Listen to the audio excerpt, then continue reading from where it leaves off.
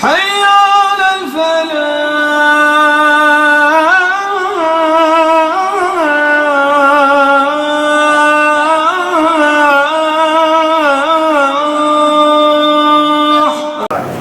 أعوذ بالله من الشيطان الرجيم.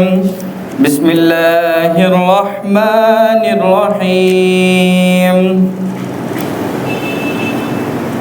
وتحسبهم أيقاظا وهم رقود ونقلبهم ذات اليمين وذات الشمال وكلبهم باسط ذراعيه بالوصيد لو اطلعت عليهم لوليت منهم فرارا ولملئت منهم رعبا وكذلك بعثناهم ليتساءلوا بينهم قال قائل منهم كم لبثتم قالوا لبثنا يوما أو بعض يوم قالوا ربكم أعلم بما لبثتم فبعثوا أحدكم بورقكم هذه إلى المدينة فلينظر أيها أزكى طعاما فليأتكم برزق منه وليتلطف ولا يشعرن بكم أحدا إنهم إن يظهروا عليكم يرجموكم أو يعيدوكم في ملتهم ولن تفلحوا إذا أبدا وكذلك أعثرنا عليهم ليعلموا أن وعد الله حق وأن الساعة لا ريب فيها إذ يتنازعون بينهم أمرهم فقالوا ابنوا عليهم بنيانا ربهم أعلم بهم قال الذين غلبوا على أمرهم لنتخذن عليهم مسجدا سيقولون ثلاثة رابعهم كلبهم ويقولون خمسة سادسهم كلبهم رجما بالغيب ويقولون سبعة وثامنهم كلبهم قل ربي أعلم بعدتهم ما يعلمهم إلا قليل فلا تمار فيهم إلا مراء ظاهرا ولا تستفت فيهم منهم أحدا. صدق اللہ العظیم. سورۃ الکہف کا تیسرا رکوع اور جو اصحاب کہف کا واقعہ ہے وہ مزید انٹرسٹنگ ہوتا جا رہا ہے. ہم نے لاسٹ جو 2 فرائیڈے کو ہم نے پہلا اور دوسرا رکوع پڑھا تھا، اس کے اندر آپ نے یہ پڑھا تھا کہ کس طریقے سے اصحاب کہف جو ہے وہ بادشاہ کے ساتھ ساری ڈیبیٹ کر کے غار تک پہنچ گئے. بادشاہ کا کیا نام تھا؟ دقیانوس نام تھا. ٹھیک ہے، تو بادشاہ کے ساتھ ساری ڈیبیٹ کر کے اور جو اس وقت کا صحیح مذہب تھا جس میں نے آپ کو بتایا تھا کہ غالباً جو ہے وہ عیسائیت تھی، یعنی پہلی صدی عیسوی حضرت عیسیٰ علیہ السلام کے 100 سال کے بعد کا اندازاً یہ واقعہ ہوگا. تو وہ وہاں سے نکل گئے.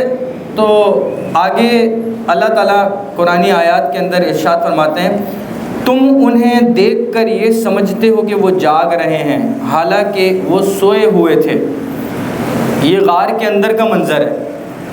ٹھیک ہے، غار کے اندر کا منظر ہے. غار کے اندر جس وقت وہ سوئے ہوئے تھے تو ہم نے لاسٹ یہ پڑھا تھا کہ سورج ان کے مشرق اور مغرب سے کترا کر نکل جاتا تھا.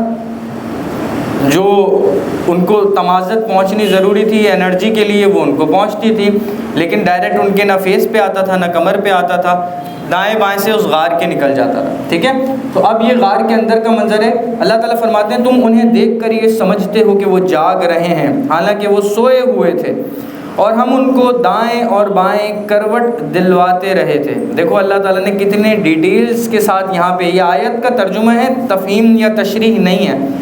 آیت کے ترجمے کے اندر اللہ تعالیٰ نے یہ ڈیٹیلنگ بیان کی ہے کہ ہم ان کو دائیں اور بائیں کروٹ دلواتے رہے تھے. یعنی ان کو بعد میں اگر سائنسدان اس چیز کو لے کے بیٹھیں بھی کیونکہ ایک باڈی اگر ایک ہی کنڈیشن کے اندر پڑی رہے تو وہ خراب تو نہیں ہو جائے گی، تو یہ بات بھی لاجیکلی سمجھ میں آتی ہے کہ نہیں، جب وہ لیفٹ اور رائٹ ہوتے رہے تو کوئی ان کو بیڈ سول یا کوئی ہڈیوں کا پرابلم یا کوئی اسکن کا پرابلم، کوئی گوشت کا پرابلم ان کو نہیں ہو سکتا.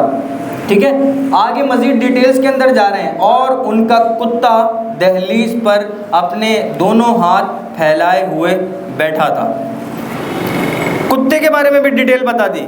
حالانکہ ویسے اسلامک جو تعلیمات ہیں اس کے حساب سے کتا ایک نجس جانور ہے، لیکن یہ ایک اصحاب کہف کا واحد کتا تھا کہ جس کی پوری پارٹیسپیشن ایک پورے واقعے کے اندر موجود ہے، اور پوری ڈیٹیلز کے ساتھ جو ہے اللہ تعالیٰ نے اس کی وہ عکاسی کر دی اس بات کی. اور ان کا کتا دہلیز پر اپنے دونوں پاؤں پھیلائے ہوئے بیٹھا تھا.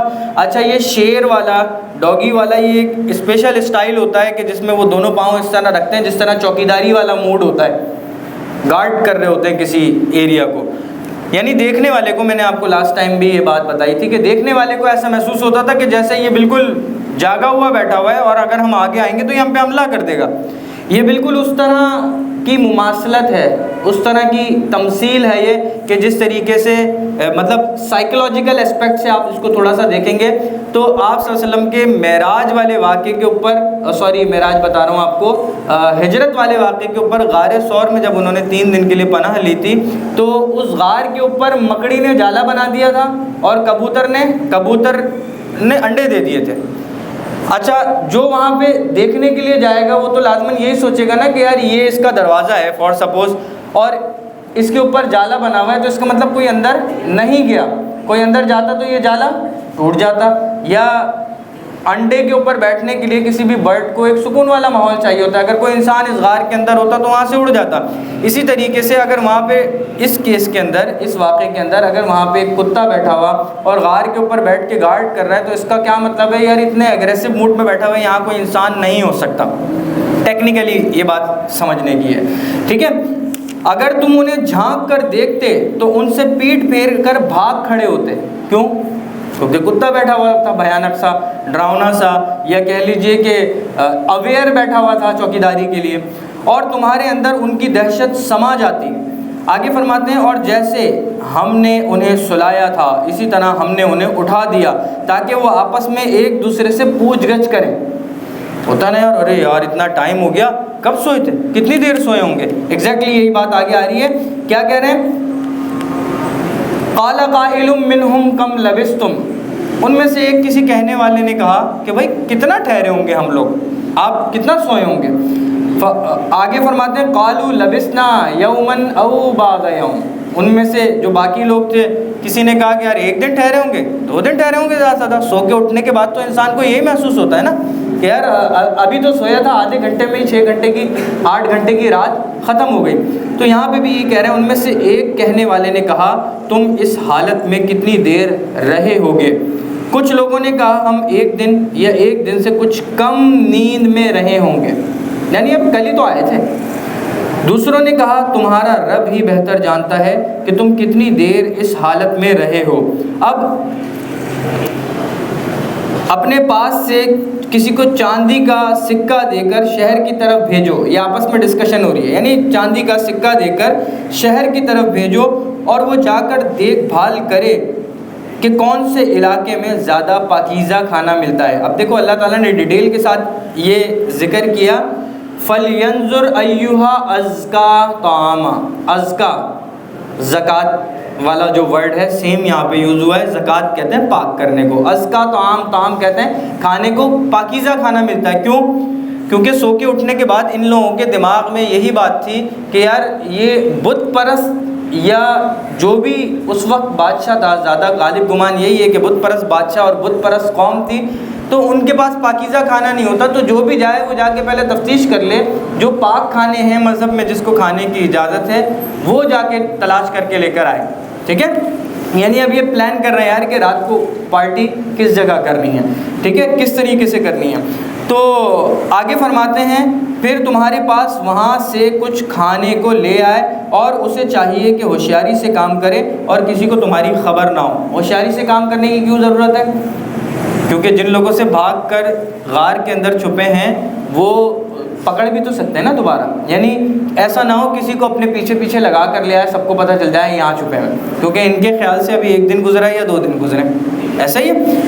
تو یہ اس وقت کے حساب سے بات ہو گئی. کہتے ہیں کیونکہ اگر شہر کے لوگوں کو تمہاری خبر مل گئی تو یہ تمہیں پتھراؤ کر کے ہلاک کر ڈالیں گے یا تمہیں اپنے دین میں واپس آنے کے لیے مجبور کر دیں گے، اور ایسا ہوا تو تمہیں کبھی فلاح یعنی کبھی کامیابی نہیں مل سکے گی۔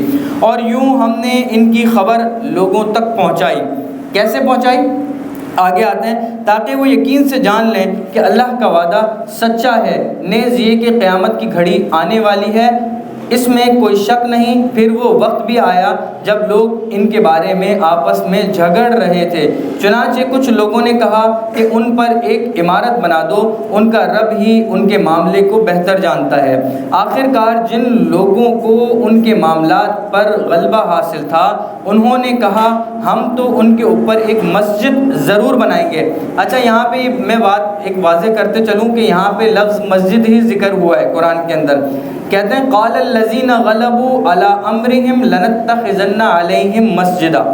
جن لوگوں کو اس بات پہ کمانڈ حاصل تھی، یعنی اس وقت کے مذہب پسند لوگ جو تھے، انہوں نے کیا آپس میں صلح مشورے سے طے کیا، صاحب اقتدار مذہب پسند طبقہ جو تھا انہوں نے کیا طے کیا کہ ان کے اس غار والوں کی اس جگہ پہ اسی غار کے اوپر مسجد بنا دی جائے۔ وہ میں آپ کو ڈیٹیلز بتاتا ہوں۔ آگے فرماتے ہیں سیقولون ثلاثۃ رابعہم کلبہم، کچھ لوگ کہیں گے کہ وہ 3 آدمی تھے اور چوتھا ان کا کتا تھا۔ قرآن، وہ میں نے لاسٹ ٹائم آپ کو بتایا تھا کہ قرآن نے 2-3 اسٹیٹمنٹ دیے ہیں، لیکن یہ قرآن کے اسٹیٹمنٹ نہیں ہے، اللہ کے اسٹیٹمنٹ نہیں ہے۔ یہ کہہ رہے ہیں سیقولون، ان قریب کچھ لوگ کہیں گے، ٹھیک ہے، کیا کہ وہ 3 آدمی تھے، چوتھا ان کا کتا تھا، اور کچھ کہیں گے کہ وہ 5 آدمی تھے، چھٹا ان کا کتا تھا۔ یہ سب اٹکل کے تیر چلانے کی باتیں ہیں، یعنی یہ سب اندازے ہیں، اٹکل کا مطلب اندازے ہیں۔ اور کچھ کہیں گے کہ وہ 7 آدمی تھے، 8واں ان کا کتا تھا۔ 4 اسٹیٹمنٹ ہو گئے، لیکن اس کے باوجود بھی قرآن نے اس بات کی وضاحت نہیں کی کہ وہ ٹوٹل افراد ایکچولی تھے کتنے۔ قرآن نے کیا فرمایا اس کے بارے میں؟ میرا رب ہی ان کی تعداد کو صحیح جانتا ہے، تھوڑے سے لوگوں کے سوا کسی کو ان کا پورا علم نہیں ہے۔ وہ تھوڑے سے لوگ اللہ تعالیٰ کے حساب سے کون زیادہ اس معلومات کو رکھنے کا اہل علم ہے، یہ اللہ تعالیٰ زیادہ بہتر طریقے سے جانتا ہے، ٹھیک ہے۔ میرا رب ہی ان کی صحیح تعداد کو جانتا ہے، تھوڑے سے لوگوں کے سوا کسی کو ان کا پورا علم نہیں، لہٰذا ان کے بارے میں سرسری گفتگو سے آگے بڑھ کر کوئی بحث نہ کرو۔ اللہ تعالیٰ نے مسلمانوں کے لیے انسٹرکشنز دی تھی کہ ان کے بارے میں زیادہ چھان بین کرنے کی ضرورت نہیں ہے، کوئی راز ہوگا، ضرور کوئی راز ہوگا، جب یہ اللہ تعالیٰ نے مسلمانوں کو منع کر دیا، اور نہ ان کے بارے میں کسی سے پوچھ گچھ کرو۔ آگے بات سمجھیں، رکوع کا ترجمہ یہاں پہ ختم ہو گیا۔ اب 2-3 ضروری چیزیں جو اس بات کو سمجھنے کے لیے ضروری ہیں وہ یہ ہیں کہ دیکھو کتنا عرصہ تھا، تقریباً 309 سال۔ بادشاہ کا نام کیا تھا؟ دقیانوس۔ جس شخص کو ان میں سے کسی نے بھیجا، جن کو انہوں نے ہوشیار سمجھا ہوگا، انہوں نے جب کسی کو بھیجا تو اس کا نام کیا تھا؟ اس کا نام میں نے آپ کو بتایا تھا، اس کا نام تھا تملیخا۔ کیا نام تھا؟ تملیخا، ٹھیک ہے۔ اچھا، یہ روایات میں ہیں، اس کو یہ نہیں کہہ سکتے کہ ایکوریسی کے ساتھ یہ بات صحیح ہوگی، اندازے ہیں، پرانی اور نئی چیزوں کو ملا کے جو لم سم ایک چیز نکال سکتے ہیں وہ ہیں، ٹھیک ہے۔